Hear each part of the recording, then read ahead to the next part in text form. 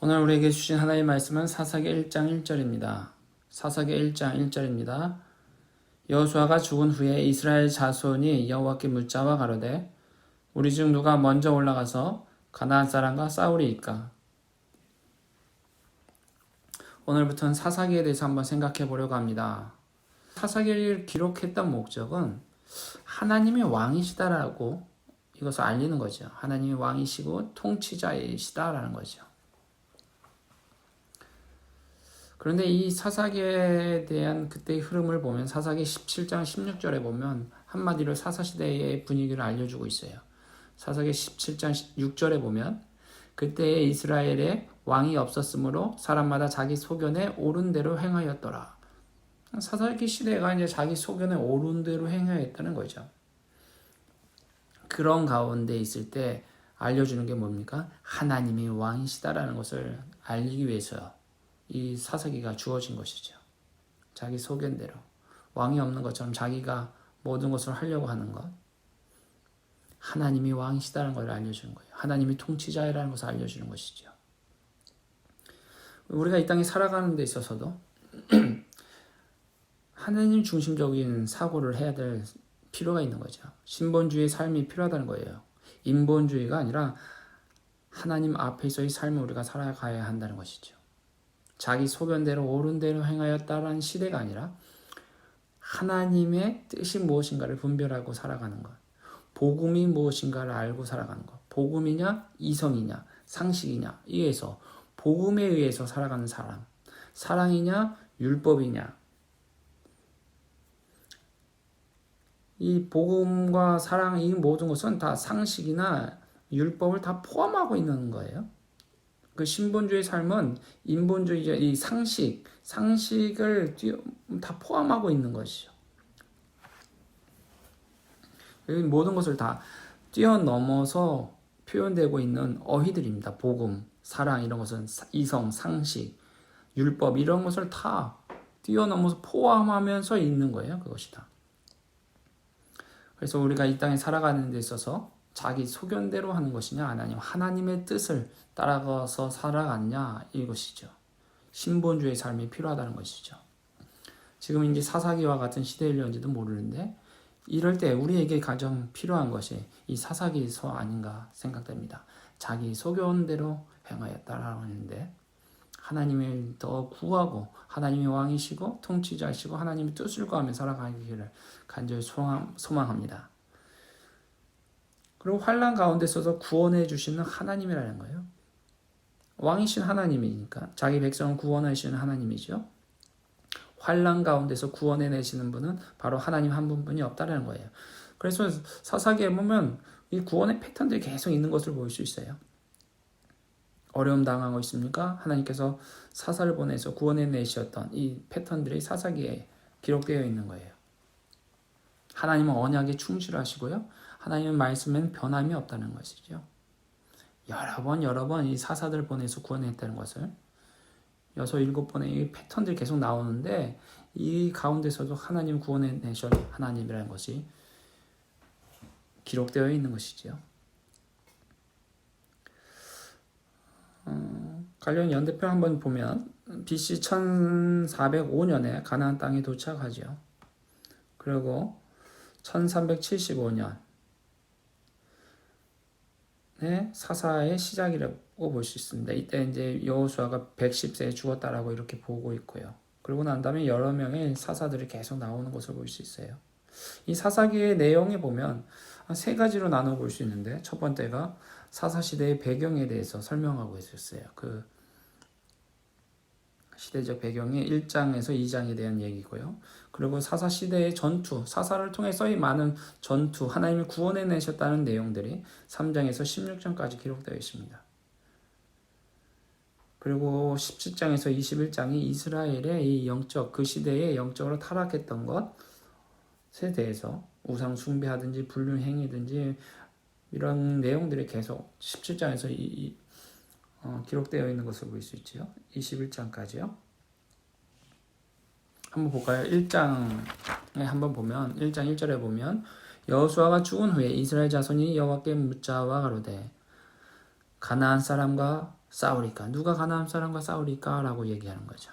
이때 하나님께서 2절에 보니까 여호와께서 가라사대 때 유다가 올라갈지니라. 그리고 여호와께서 함께 하신다는 것은 사사기에서 1장 2절하고 22절 뿐입니다. 이때 이제 승리가 있었던 것을 보게 되는데 2절에 보면 여호와께서 가라사대 유다가 올라갈지니라 보라 내가 이 땅을 그 손에 붙였노라 하시니라. 하나님께서 허락하셨다는 얘기가 기록되어 있는 거죠. 1장 2절에. 이에 유다가 시므온과 함께 가자고 청합니다. 그래서 유다가 올라가서 베색에서 1만 명을 죽이죠. 하나님께서 허락하셨으니까 승리가 주어지는 거예요. 7절에 보면 아도니 베색이 가로되 하나님이 나의 행한 대로 내게 갚으심이로다 라고 고백하는 거죠. 하나님이 하셨네 하는 거죠. 우리가 그를 끌고 가서 예루살렘에서 죽이죠. 여기서 더 나아가 이제 11절에 보니까 드빌 거민들을 칩니다. 그래서 그곳을 기랴 세벨이라고 얘기하죠. 13절에 보면 갈렙의 아우요 그나사의 아들인 온니엘이 그것을 취합니다.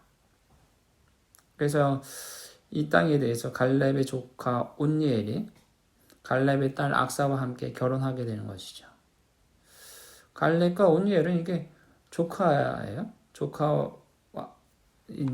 온니엘이 조카인데 한 집안의 영광이죠. 갈렙과 같은 사람이 있는 거 아니면 온니엘 같은 사사가 나와서 온니엘이 40년간 통치하게 되는데요. 사사로서 있는데요. 이 집안이 이렇게 하나님 나라에 대해서 일어나가는 것은 엄청난 큰 축복이고 행복인 거예요.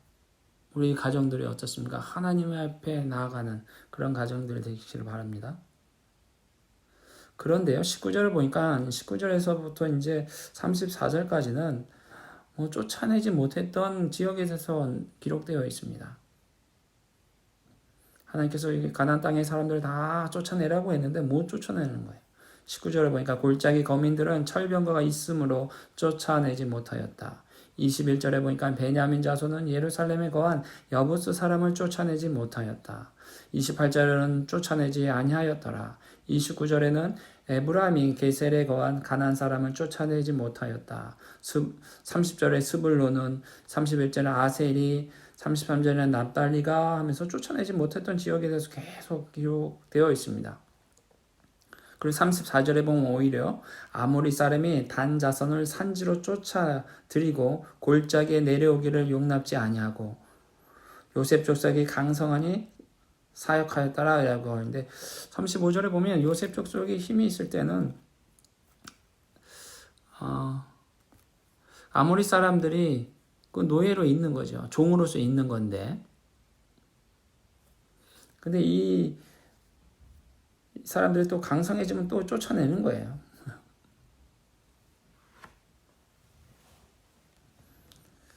이렇게 정복해야 될 땅을 정복하지 못하고 남겨둔 지역들이 있는 것을 봅니다. 19절에서 33절까지. 이것은 나중에 오히려 이스라엘 사람들에게 있어서 가시가 되고 올무가 된다라고 2장 3절에 말하고 있어요. 그러므로 내가 또 말하기를 내가 그들을 너희 앞에서 쫓아내지 아니하리니 그들이 너희 옆구리에 가시가 될 것이며 그들의 신들이 너희에게 올무가 되리라 하였노라. 쫓아냈으면 되는데 쫓아내지 못하니까 가시가 되고 올무가 된다는 표현이죠. 또한 이 3장 4절에 보면 남겨두신 열국이 이스라엘을 시험하사 여호와께서 모세로 그들의 열조에게 명하신 명령들을 청종하나 알고자 하셨더라라고. 시험으로 남겨둔 건데 결국에서는 쫓아내지 못하니까 하나님께서 이 남겨둔 열국을 통해서 이스라엘 민족을 하나님을 따르는지 안 따르는지 시험 도구로 삼겠다고 놔두시는 거죠. 2장 한번 볼까요? 2장 1절에서 3절에 보면 여호와의 사자에 대한 경고가 주어집니다. 1절에 보니까 언약을 어기게 되면 2절에 보면 너희가 내 목소리를 청종하지 아니하면 3절에 그들이 너희 옆구리에 가시가 되고 올무가 되리라 라고 말하는 거예요. 자, 우리가 어떻게 살아가는 데 있어서 지표가 될 수 있습니다. 우리가 하나님 말씀을 어기지 않고 하나님 말씀을 청종하고 잘 따라가면 하나님께서 우리에게 복을 주시는데, 은혜를 베풀어 주시는데, 그렇지 않으면 우리의 삶에 있어서 가시가 되고 올무가 되게끔 하시었고요. 이 채찍으로 또한 우리가 하나님 앞에 돌아오도록 하는 도구가 되는 것이기도 하지요. 근데 이러한 아픔을 겪지 않기 위해서는 늘 하나님 앞에 신본주의로서 살아가는 우리 삶이 되시기를 간절히 소망합니다. 2장 6절에서 7절에 보면 하나님께서 약속하셨던 것이 있었죠. 가나안 땅은 차지하고 기업을 얻게 된다. 6절에. 그리고 7절에 여호수아 사는 날 동안 여호와를 섬겼습니다. 8절에 보니 여호수아가 110세에 죽게 되고, 그리고 9절에 에브라임 산지 딥낫 헤레스에서 장사가 되는데, 이러고 난 다음에 여호와서 10절에 보면 그 세대의 사람들은 죽고 다른 세대는 하나님을 알지 못하고 하나님이 행하신 일도 알지 못하였다. 이 다른 세대죠. 여호수아가 있을 때까지는 괜찮은데 여호수아가 죽고 난 다음에 점점 이제 사사 시대로 들어갈 쯤에 다른 세대는 하나님을 알지 못하고 하나님이 행하셨던 일들도 모른다는 거죠. 출애굽했을 때 애굽에서 나왔던 1세대 있고 광야에서 2세대 있고 이제 가나안 땅에 들어가서 이 3세대의 사람들이 하나님을 알지 못하였고 하나님이 행한 일들도 알지 못하였다는 거죠. 결국 어떻게 됩니까? 11절에 이스라엘 자손이 여호와의 목전에 악을 행하여 바알을 섬깁니다. 정복해야 할 땅들을 정복하지 못하니까 점차적으로 다른 세대, 하나님 알지 못하고 하나님 행하셨던 것들을 알지 못했던 세대가 점점 속하게 되는 거예요. 주변 나라의 우상들을 섬기게끔 되는 거죠. 여호와의 목전에 악을 행하게끔 되는 것이죠.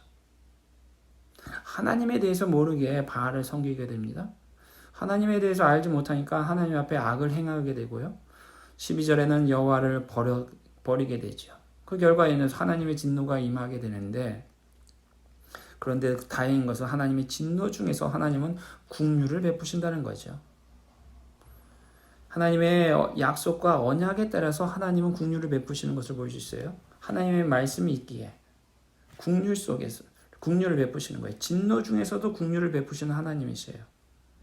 그래서 16절에 이스라엘 민족이 주변 나라에 억압당하고 있을 때 하나님이 사사를 세우셨고 또한 그들을 구원해내는데, 또한 이 사람들이 그 그 시기가 지나가면 또한 사사들을 청종하지 않지요. 다른 신들을 쫓아다니죠. 이런 일들 패턴이 계속 사사시대에 나타난 것을 보는데 우리의 삶도 그러지 않은가 모릅니다. 정말 힘들었을 때 하나님 앞에 와서 하나님 도와주십시오, 긍휼을 베풀어 주십시오 해가지고 하나님의 은혜를 베풀어 주면 좀 살만하면 또 하나님과 멀어지고 가는 거죠. 그리고 또 어려움 당하면 하나님 앞에 돌아와서 하나님 도와주십시오라고 하는 패턴이, 사사기의 이 패턴이 지금 우리의 삶의 패턴일지도 모릅니다. 21절에 남겨둔 열국이 이스라엘 민족이 하나님을 따르는지 아는지 청종하게 것에 대한 시험 도구로 남겨두셨는데, 우리 어려움 당한 것들이 다 하나님을 쫓아오게끔 해서 하나님의 채찍일 수도 있어요.